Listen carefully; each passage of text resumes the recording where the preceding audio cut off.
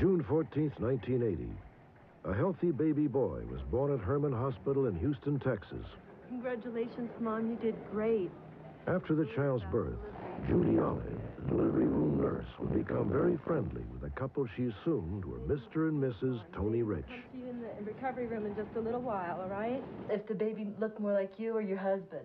A few weeks later, they invited Judy to their house. What makes you think we're married? Judy was surprised when they said that Tony was not the child's father, and that they were brother and sister, not husband and wife. Your brother and sister?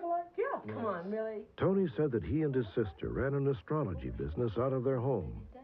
He offered to do Judy's chart free of charge if she would just fill out a few forms. These in the order of their importance to you, so we can do a proper I job. filled out the forms, and they included the first day of my last menstrual cycle and my financial assets and debts and basically a personal 3-page application form. My consultant firms. Judy was invited back for dinner exactly 22 days later. She did not suspect that the date had been carefully selected based on her menstrual cycle. To our future. Okay. I really think that it's possible that there was something in the drink because I had no sense of inhibitions at all. And I don't think I would have gotten that just from a pina colada. That night, Judy fell completely under Tony's spell. Before long, he had lured her into his bedroom for a massage. After he gave me the massage, he said, well, if you turn over, I think really our psychic centers are going to be as one. And I didn't really know what that meant, but within a few moments, we were engaged in intercourse. And it came as a surprise to me. It was not planned and it was not discussed. And so I conceived my son that day. At the age of 21, Judy Olive had embarked on a freakish journey with a man who was attempting to create a harem-like cult. His real name was Ulysses Roberson, and when Judy was 2 months pregnant, she moved in with him. 3 months later, Judy's family kidnapped her and placed her in a deprogramming center. Afterwards, she went to live with her older brother in California to await the birth of her child. On May 16th, 1981, Judy's baby was born. She named him Alexander Soul Olive. Her family believed the episode with Ulysses was finished. They were unaware that Judy had written to him about Alexander's birth. You getting some tea? Bye, Judy. Thanks a lot for all When Alexander was 4 months old, Judy slipped away from her brother's house for a secret rendezvous with Ulysses. Judy was back in the fold, and so was little Alexander. Here's your son. This is Alexander Soul Olive. Alexander? I don't think so. We'll call him Salam. Yeah. It all happened so fast. Just like when I got pregnant. I got pregnant immediately, and I got back with him in a few hours. 18 months passed.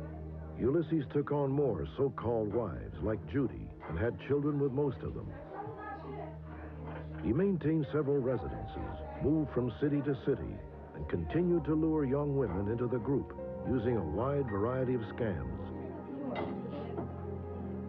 A person like Ulysses preys on the vulnerabilities, the neediness of the person at that time.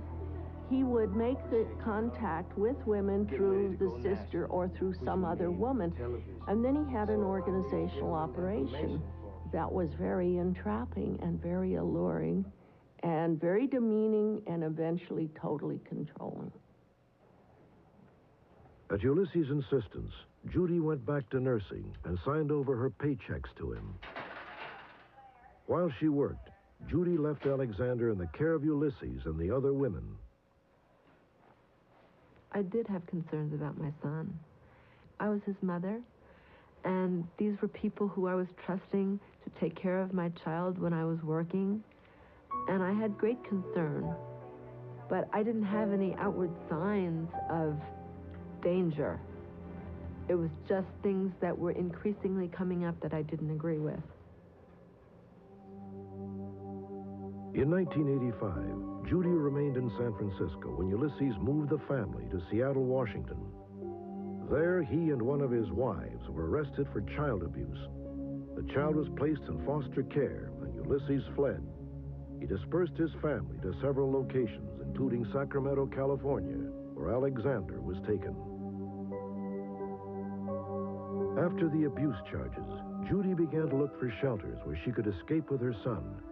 She was still working in San Francisco and could only visit Alexander on weekends. During one visit, Judy was horrified to find Ulysses packing a gun and acting extremely paranoid. Incredibly, he bragged that he had hung Alexander by his ankles to drive out a demon.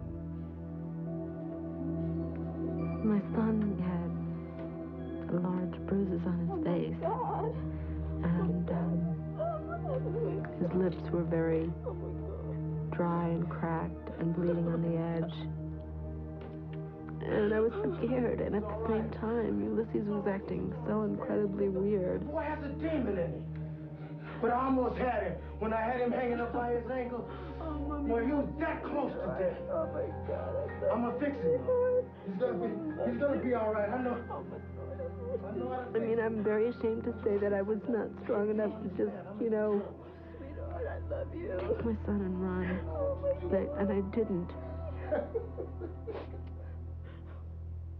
It was a very pathetic scene, and I have to bear the burden of that guilt and shame because I didn't act on behalf of my son rapid enough.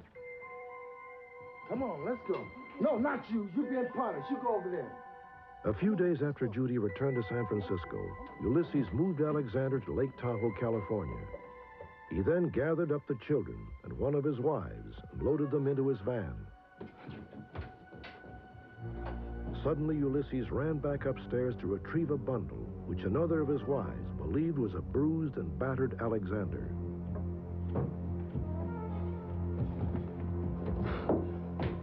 Almost forgot it.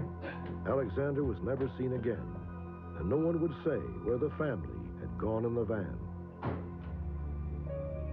When Judy confronted Ulysses about Alexander's disappearance, he beat her savagely, breaking her jaw in 3 places. Judy finally reported him to the authorities. Today, Ulysses Roberson is serving a 20-year sentence for second-degree rape and assault on 2 children. He is incarcerated at the Washington State Penitentiary in Walla Walla and has refused to answer any questions regarding Alexander. I'm a mother who's longing to find her child and find out what happened to him. I love him very much, and I want to get him back.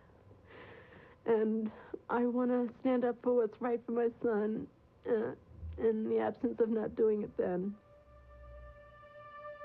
This is a photograph of Alexander's soul Olive, also known as Salam Roberson, at the age of 4. Computer aging shows how Salam might look today at 11. He has curly red hair, light tan skin, and dark brown eyes. He knows his mother as Ruby, which was Judy Olive's name in the cult.